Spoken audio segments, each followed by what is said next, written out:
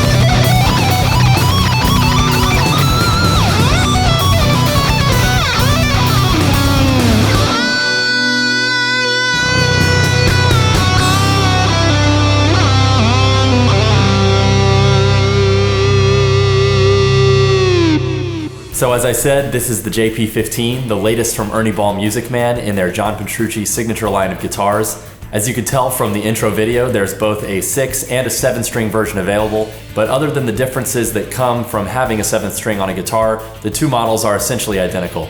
Before the JP15, the most recent offering in the Petrucci line was the incredible Majesty, which I reviewed last year, and which was somewhat of a departure for the Petrucci line in that it featured a different body shape and also boasted Ernie Ball's first ever neck-through design for a guitar.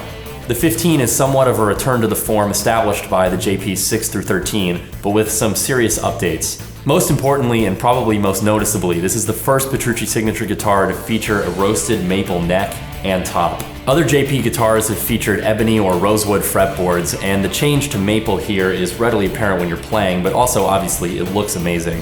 Also, in somewhat of a return to form, one of my favorite features of the John Petrucci Signature line of guitars is that the necks have historically been finished only with gunstock oil and wax. You can move very quickly across the back of the neck, you can move very freely and easily. There's not a lacquer that gets sticky as your hands get sweaty from continued playing, and it really just makes this neck a joy to play.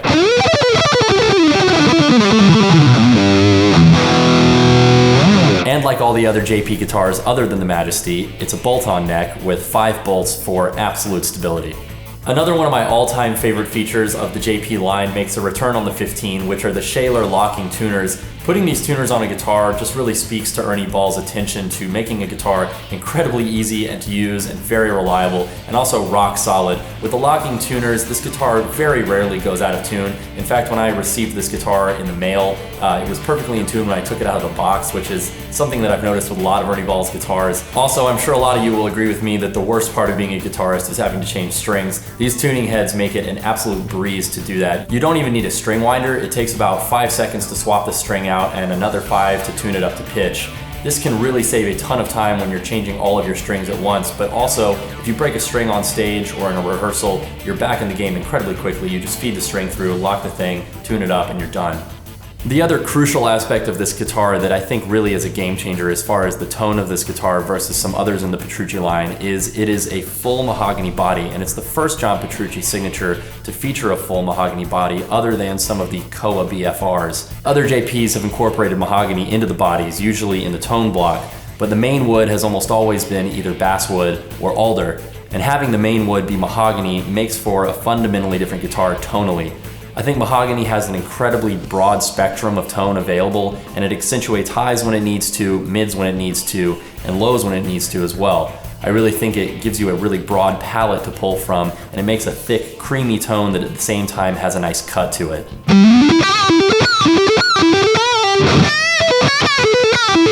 Whether you're looking at the 6 or 7-string version of the JP15, they're both available in a Sahara burst color, which I absolutely love, and you can choose either a flame or a quilt top. I honestly think that this is my all-time favorite finish for a JP guitar because in my mind it perfectly walks the line between being jaw-droppingly gorgeous but also being almost vintage in its appearance. It is absolutely a stunning guitar, but it's not in your face about it. So let's briefly talk electronics. As anyone who's ever played a Petrucci guitar or has even read about them knows, this is one of the most versatile guitars you can possibly buy. It's rightfully associated with metal and very fast technical playing because this guitar really gets out of your way and makes it very easy to play whatever you want. But there's also a reason that I've seen it on stage with the Zac Brown Band, in Michael Jackson's band, and also in the hands of a lot of players like me who, when they're not putting together a really intense shred introduction to a guitar review, actually play a lot of pop and blues and country music. This guitar can pretty much do it all. That's due, I think, in no small part to the Illuminator pickups, John Petrucci Signatures from DiMarzio, which are pretty hot pickups that, despite their output level, allow an incredible amount of nuance and articulation in your playing. They simultaneously offer sustain, attack, and gain when you need it, but they also dial down very nicely with the volume knob and allow you to play with a lot of expression.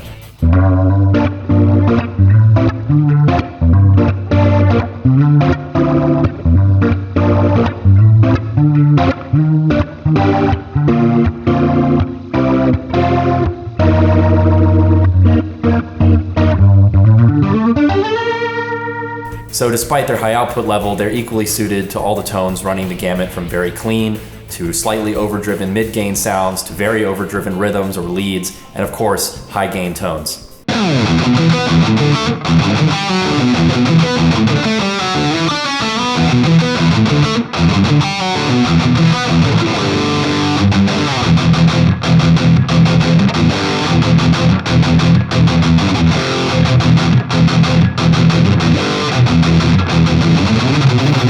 Also, as has become a staple of the JP guitars, the JP15 features an acoustic pickup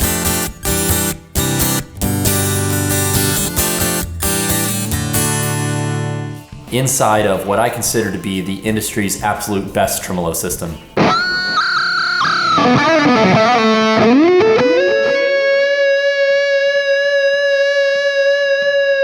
And as always, you can select between the pickups using the three-way toggle at the top horn of the guitar.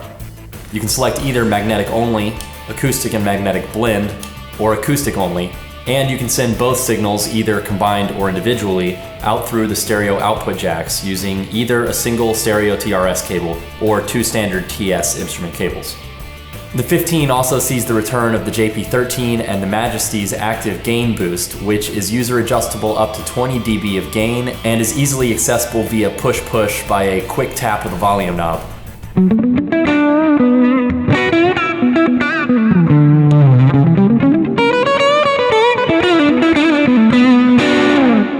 This may be one of those features that some people at first feel like they're really not going to use that much, but I really can't tell you how much I've come to love having the boost in the volume knob itself. So much so that since getting this guitar, I really haven't used a boost pedal or a drive pedal in my rig. It's a very usable gain, a very liquid gain on leads and on rhythms, and on clean tones it provides a slightly gritty boost to the sound.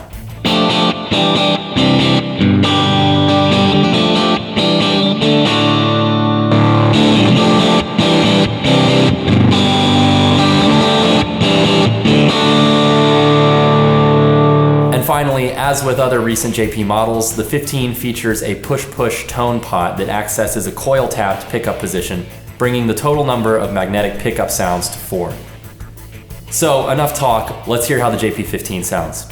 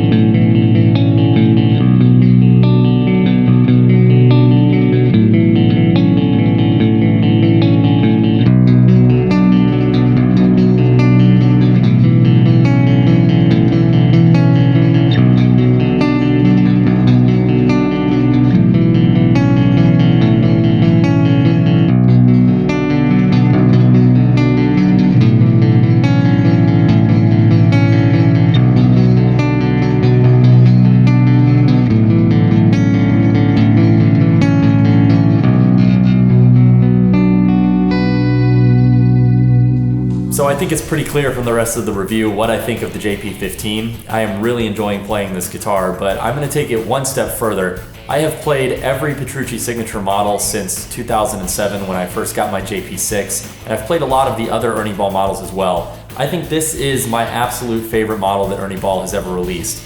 I really love the playability of the Majesty. It's incredibly easy to get very, very high on the fretboard given the design of the Majesty's body, and there's something about that guitar that's really special. But I am really loving the maple neck on this. I also love the finish. So there you guys have my review of the JP15. Whether you're getting the 6 or the 7, I honestly cannot recommend this guitar highly enough for any style of playing, any kind of player. I promise you're going to enjoy playing this guitar. I certainly have. Take care.